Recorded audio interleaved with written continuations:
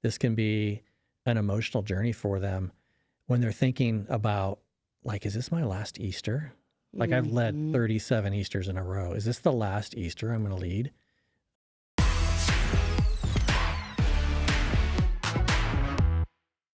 Welcome to episode 3 of the LeadingSmart Podcast, where we're talking about succession here on season 1. And in today's episode, we're going to be diving into the vulnerable part of the conversation, which is the senior pastor's personal journey.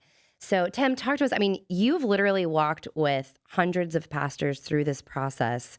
So why is this such a scary or vulnerable time in a senior pastor's life?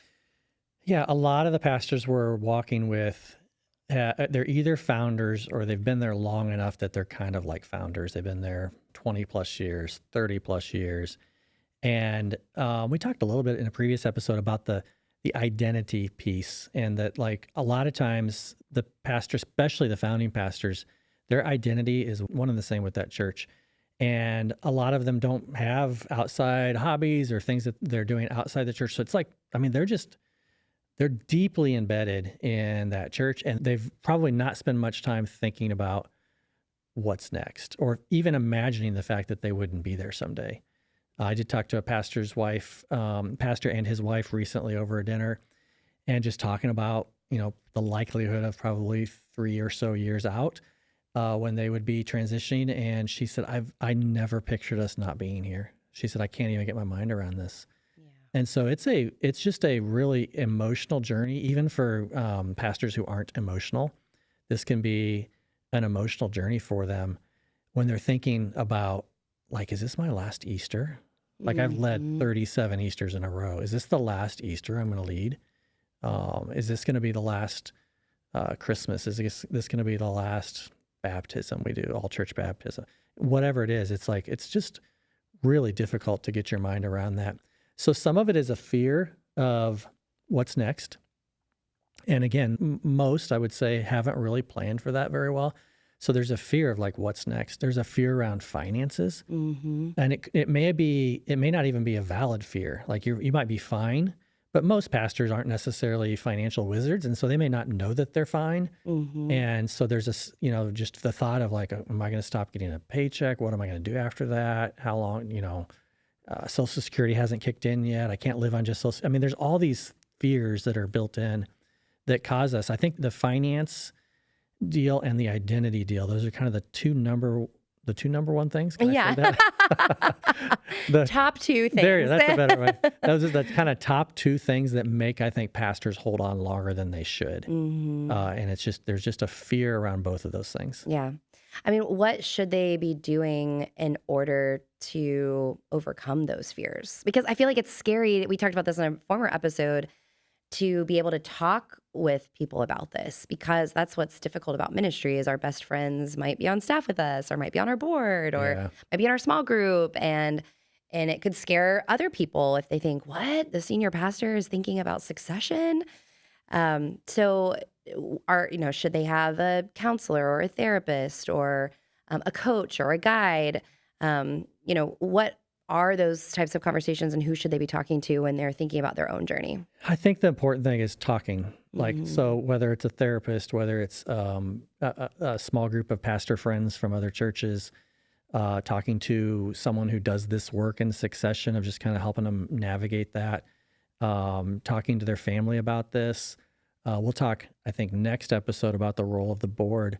But I think if you have a person who has your back on your board and who wants the best for you and wants the best for the church, having just a very open but vulnerable conversation with someone on the board that can help you kind of navigate, not necessarily telling you this is when you should transition, but just navigating that journey with you. I think on the finance side, having just a good financial advisor, someone that you can trust to kind of see everything. Because a lot of times they can say, you know what, you're going to be fine. You're going to be fine. Another thing they can begin doing now, we talked about this previously as well, is just having something else, like begin to build a little business on the side. I've got working with a church right now. The pastor's transitioning in about 3 years, and he's moving away. He's not staying in town because his kids and grandkids are in another city. But he's like started with one of his kids a flower business. He loves gardening. He loves flowers. So they've started this little flower business, and he's just doing it, with, I don't know, 5 minutes a week right now, probably. Yeah. But it's something he's getting going, and it's something that he can build upon once they move. Yeah. It's scary for the spouse as well. Yeah. A lot of times, most of the pastors we're working with are men, and a lot of times the spouse has been just as embedded, the wife has been just as embedded in the church for its history. And she's led small groups, and she's led kids ministry, and now she leads women's ministry, or whatever. She's very much embedded. She's in the groups. So the thought of not being in that role, her identity is changing as well, is significant. I remember when, it's not the same thing, but when I was executive pastor for 20 years, and my wife was obviously with me as a pastor's wife for 20 years, and then we moved to Houston, and I began working with Vanderbloemen as a VP of consulting. I was traveling a lot. She was no longer a pastor's wife, so she was just an anonymous attender initially at the church that we chose to attend in Houston. Well, and she sang in the praise band and was like very involved. She did in the church that we were at. And so that was just a change. It was an identity shift for her. And so I talked to a lot of these senior pastors' spouses and just kind of what their fears are in all of this. And it's very similar. It's, I've been their identity as having been a pastor's wife or pastor's spouse, and they don't know anything beyond that. And a lot of times, sometimes they're like, they have a job at the church or they have something, but I would say most of the time, they're very supportive to their spouse, and they don't have something that they're doing outside of the church. And so that's going to be a big shift for them as well. Yeah. I really appreciate that you pointed that out and that we spent time talking about that, because I think it is something that is overlooked. What about kids? Is there any, I know there are several churches that you've even worked with where there are kids on staff or an integral part of the ministry. Is that something that the senior pastor should be thinking about holistically as they're thinking about their own journey and their family's journey in this process? It's going to be a journey for sure, and sometimes an emotional journey for those kids, especially if they're on staff or even if they're attending the church and they've got, they're raising a family, but they're in the church and invested in the church. And identity shifts. My dad's the senior pastor to my dad started the church and he's been gone for 5 years. That's just a shift that they're going to go through as well. I know sometimes they especially if they're on staff, a lot of times the pastor's staff, the wife might have a role on staff, husband or wife, the kids might have roles on staff. And so that identity shift, sometimes they just they'll stay for 6 months or a year or 2 years and then be like, it's just not the same. Dad's not here anymore. Mom's not here anymore. It's just not the same. And so they have to kind of figure that out. Yeah. Well, another thing that I feel like is not talked about a lot is we prepare so much for the succession, and we've got a clear plan. We've identified what the senior pastor is going to do after they're not the senior pastor anymore. But what about their role in and around the church once the successor? I was successor. Successor. What we called it last episode. Once the successor is identified, what does that senior pastor do now? I feel like it's like that question where it's like, what do I do with my hands? Yeah. We're going to talk about in a future episode about different types of transitions, but one type that I actually think is in most cases is the best is some type of an overlap transition, where whether you're handing this off to someone who's already on the team, one of the pastors already on staff, or whether you're bringing someone in from the outside. I like the idea of some type of an overlap, especially when it's been a really long time and or founding pastor. And so once that successor is identified and they're the next senior pastor, it's been announced, your job as the senior pastor, the founding pastor, the outgoing pastor now, is to become like chief cheerleader, like CEO, cheerleader, and what would it be? CCO. Chief Cheerleader Officer. Chief Cheerleader Officer. Thank you for helping me with that. That was a struggle. But is really you have all of the chips in your pocket, all of the trust chips. When that next senior pastor starts, 6 months later, you still have more trust than they have. Yeah. And so your job is to pull those trust chips out of your pocket and put them in the pocket of your successor, because it's not about your legacy. Your legacy is involved. We'll talk about that in a minute, but it's not for you. It's not about your legacy. It's about the health of the church after you're gone. And so for you to be putting all of your trust chips into their pocket. And I just saw this lived out at my church, where the senior pastor announced that he was handing this to a pastor on staff who'd been identified. And then that pastor stood up and kind of talked about his vision for the next 10 years. And then the very next week, the retiring or the transitioning senior pastor spent 10 minutes talking about how much he believed in the vision of the new guy. And how he's like, man, I'd give my life to that. This is an amazing vision. And so he's just like pouring his like you've trust me, you love me, I've pastored you for these years. I'm gonna transfer that trust over to the new person, even when they have some harebrained idea that you don't agree with, or they're like, we tried that once and that's not going to work. Like, you're still like putting all your trust into them. And then conversely, the job of the successor, the new pastor, is to elevate the legacy of the founding or longtime pastor. Yeah. Like, their job for that whole transition, and even for after the previous senior pastor is no longer there day to day, it's to just continue to point to their legacy and to just talk about, we would not be here if it wasn't for this person. They put their sweat and their tears and their money into this place. They just continue, like, they just pour inspiration, they pour respect into the pocket of the person who's leaving. Be the person who is leading the charge to throw the biggest party ever for that pastor on his last day. And I think it's so important when people come to you and have complaints or concerns about the other party, whether you're the incoming or the outgoing, to not give into that and to be fully supportive and to be that person's biggest fan, biggest cheerleader, and divert that energy elsewhere. Behind closed doors is just more important, actually, I would say, than from stage. And so don't forget about that, and make sure to hold yourself accountable and hold the rest of the team accountable for that piece. We love it. I mean, all of us love it when people tell us how awesome we are. And when you're the outgoing pastor, people are going to just talk about, man, you were with me in my most difficult times. You stood by my mom when she was in the hospital. Like, they'll say, this church isn't going to be the same without you. I don't know if I'm even going to be able to go here anymore if you're not here. And those are all opportunities for you to just pour trust chips into the new person and say, you know what, this place is going to be great. Like, if I wasn't moving, I would absolutely stay here. Or, I'm not moving, I'm absolutely staying here. Yes. Like, he or she is going to be my pastor, and I'm going to give my respect and trust, and I'm going to follow that person. Yeah, it's really good. Well, if you're a senior pastor that is listening or watching this today, or you're in a second chair role supporting that senior pastor, and you need somebody to talk to, you don't feel like you have that person to talk to, we would love for you to reach out to us at LeadingSmart.com. And we have Tim and several of our consultants and partners who walk with pastors through this very thing. So make sure that you do that so that you're not alone in this process and you have a sounding board along the way.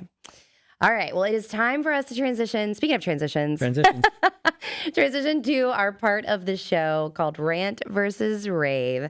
And I'm actually going to start off today with a rave, my first one. You had two rants in a row, so it's time for a rave. It is about a very handsome bald man, which is not you, Tim Stevens. Oh. No, Seth Godin. And so anyone who knows me knows this. I actually have a picture of me as a brunette with Seth at a conference. And that picture is in front of the next picture, which is me and my husband. Elliot knows this. No, just of course I love Elliot the most, but I do love Seth Godin so much. So if you don't know who he is, he's an author. He has a podcast.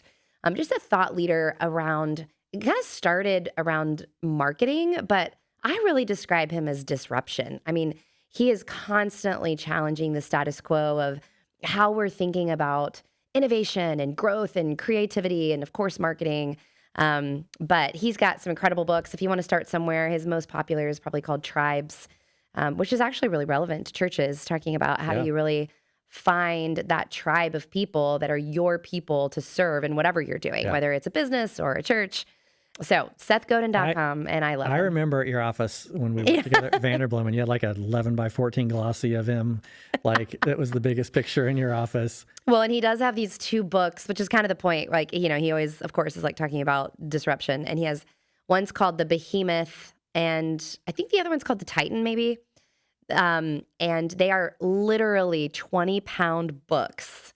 And it's all of his online work. The first one is from like, I don't know, the 90s all the way to 2015 or something. And the other one is from like 2015 to today. And I had both of them along with his other, like, a dozen books, like a shrine to Seth Godin in my office. So your Seth Godin is my Patrick Lencioni. Okay. So I do get it. Yeah. I do get it. We love that. But I'm going with a rant today. All right. I've done 2 raves in a row, and I'm going with a rant. So, at my age, I've got adult children, and they're getting married, and their friends are getting married, and my friends' kids are getting married. So my rant is the way kids get engaged these days. And here's what I mean. You'll like a girlfriend will be like, and you'll see on Instagram, like, oh, I'm so shocked. Like he asked me, oh my word, I didn't see this coming. She's already picked the wedding venue. She already has her wedding dress. She already knows the date. They worked all this out ahead of time. They've been talking to people about it. And yet she acts like she's so shocked when she gets engaged. And I just think, like, when I asked my wife to marry me, we had not even discussed marriage. She did not. I'd never physically met her parents. I had talked to him on the phone, but she didn't know that. So like it was absolutely like we hadn't talked about locations or venues or dates. We talked about some things like spending our lives together. Yeah. But I just think it's just fascinating the way kids these days, like they have the whole thing planned out. Yeah. And then they do the engagement, and then they act like they're shocked. Hot take. Okay. I bet we'll have to get Faith's take on this. I bet she had already decided where she wanted to get married, what her dress looked like, because we as women tend to do that. So maybe it wasn't like, announced on Instagram, or it wasn't as big of a to-do or a production, but I bet she at least had like a few ideas. We had some friends recently who the parents, our friends, drove to the other city where their daughter lived, and went wedding dress shopping for her, bought the wedding dress in the morning, and then in the evening, he asked her to marry him. and you're just like, oh my word, I didn't even know this was going to happen. This is amazing. Like, okay. Yeah, sure. That's my rant. I do think that it is fascinating because, I'm an elder millennial, or like mid to elder millennial. And it is really interesting because I feel like even the Generation Z, every part of the process is a bigger production. That's true. So like, yeah, I didn't even have like a bachelorette party. Was like the night or 2 nights before the wedding, very low key, went out to in Nashville where I got married, whereas now it's like a trip and a destination, a big, and the engagement parties, like that was maybe sort of a thing, but it was like you just went to somebody's house, whereas that's like another big thing and a big party. Yeah. So it is fascinating with social media and brand and all that stuff these days. That's a good rant, Tim. And now kids are even getting married before they get married. What does that mean? Like they're like going to the justice of peace and getting the paperwork and then throwing the ceremony. Yeah. Months later or years later. That's true. Yeah. Kids these days. Kids. Do we sound old or what? I am old. You're not. I feel old. All right. Well, join us for episode 4. Next up, we are going to be talking about the board's role in a healthy succession. Hey, everybody. Thanks for listening to today's episode. I wanted to invite you to download our Pastoral Succession ebook at LeadingSmart.com. We do a deep dive of all of the things that we've been talking about this season. And so you can download it for free at LeadingSmart.com and walk through it by yourself or your team or your board. So go to LeadingSmart.com to download the Pastoral Succession ebook today.